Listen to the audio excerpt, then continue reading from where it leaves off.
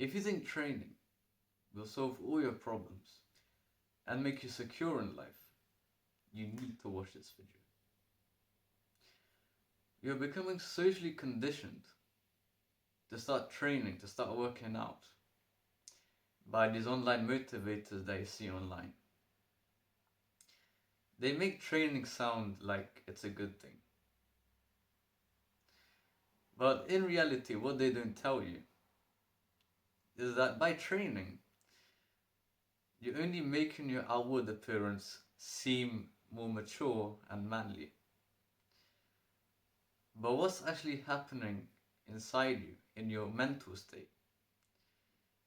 Your mental state could be completely lost and clueless, while your outward appearance shows to others that you know what you're doing.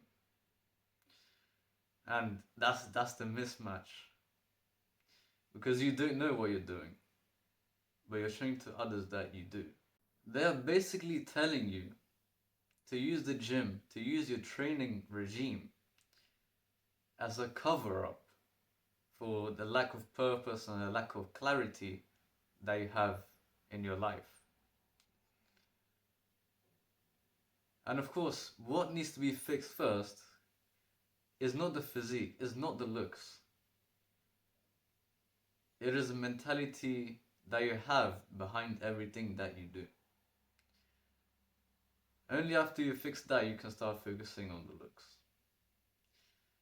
Because let's say you're in a pitfall right now, you're in your lowest stage, one of the lowest stages of your life. And you think the way to get out of that is by improving your physique. What that actually does is it helps you get more validation and attention.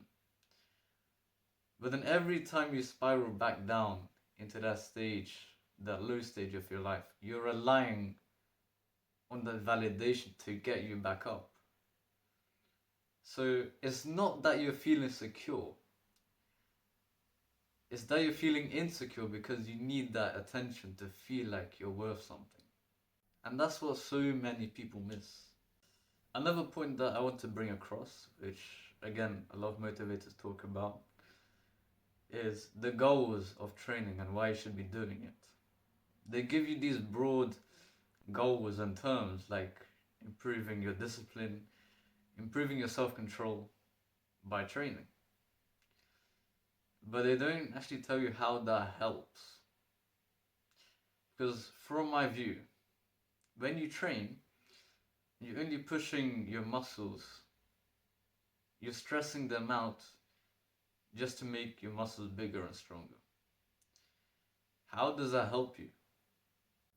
If anything, you're rewiring your brain to become obsessed about your looks and even do more stuff that distracts you from what's actually important for you to do.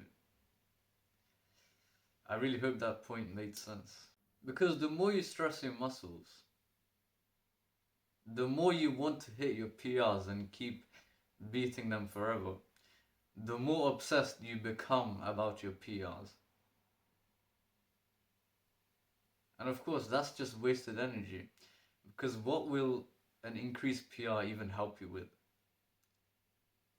It's literally just there for your ego boost.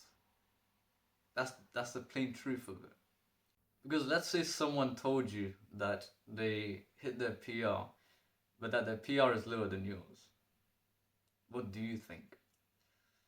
You might be thinking, it's very likely in your mind, you're thinking that you're better than them at lifting. But you don't actually say that. But that's just fake humility, because you know in your mind you're thinking you're superior to them just because you have a higher PR. It is all there for that silent ego validation. A lot of young men that do get into self-improvement by watching these creators and listening to advice, you're told to treat your life like a video game. Why did they tell you that? Well, you're very likely to have played video games in the past before and also be addicted to them. So they tell you to treat your life like a video game, to make you feel that same dopamine that you did in the game, but not transferring over to real life. That's why they say to treat your life like a video game, where you're constantly leveling up like some anime character. They make you feel excited about it. And the first recommendation that they give you, without hesitation, is starting the gym. But they don't tell you the route, like an actual clear reason on why you should do it. They just go by the logic that if something increases your confidence, then you should do it. That's simple. But what they're hiding, that confidence is not true confidence. That's just surface level confidence, which only became developed because of your looks.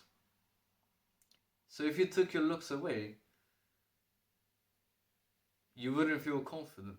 So that means there wasn't real confidence in the first place. It's just you making yourself look like you are confident,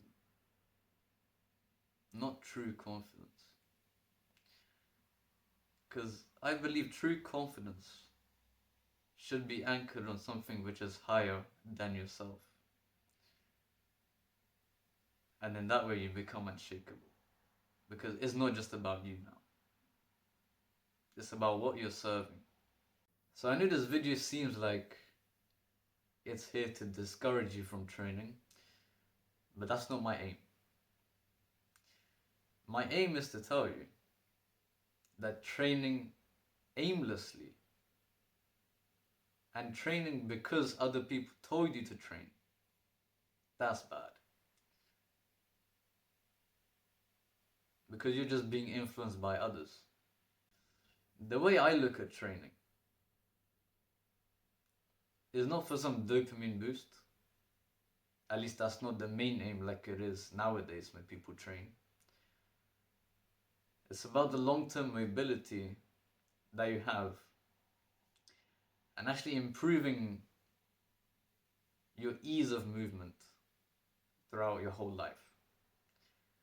So instead of doing these heavy lifts, trying to boost your ego, trying to look big and muscular to scare people off, I mean, what's the point? I focus on being able to move the most efficiently I can. But of course, that does not mean to not work out at all. It doesn't mean you should work out lazily. Just that you should have a different mindset behind what you do. And not to overwork yourself, like many people do in the gym, without an actual deeper intention behind what they're doing. They don't have that intention. They just look at social media, they see ripped physiques, and they say, I want to be like that. For what? Of course, the only answer is attention. So I base my training around purely bodyweight movements. But I'm not gonna lie to you, I can't do pull-ups now because I don't have the bar anymore. You know them door frame pull-up bars? It's sort of been damaging my door frame a little, so I stopped that. And now I'm doing bent over rows with like my weighted bag to kind of counteract the strength which I've been losing from not doing pull-ups. So once you get the new mentality of training, the most intentional, which is training for the long term instead of just short-term dopamine, it's so much less likely that you drain your energy unnecessarily on tracing the muscle and the strength, because now you know it's just a trap. I know my ideas sound quite repetitive, but it's something that rarely anyone talks about now. They just follow whatever they see. So if you really resonated with the core message of this video and you want to learn more about the specific way I train, I've created my first ever movement aimed towards young men who want to get into functional fitness. It's got a full online video course, an optional private call. So if you want to check more details about any of that, I'll leave it as a first link in the description. Thank you for watching this video. I hope it made you want to start thinking more critically about your lifestyle and how much of it is influenced by your surroundings. Please make sure to support me, and I shall see you in the next video.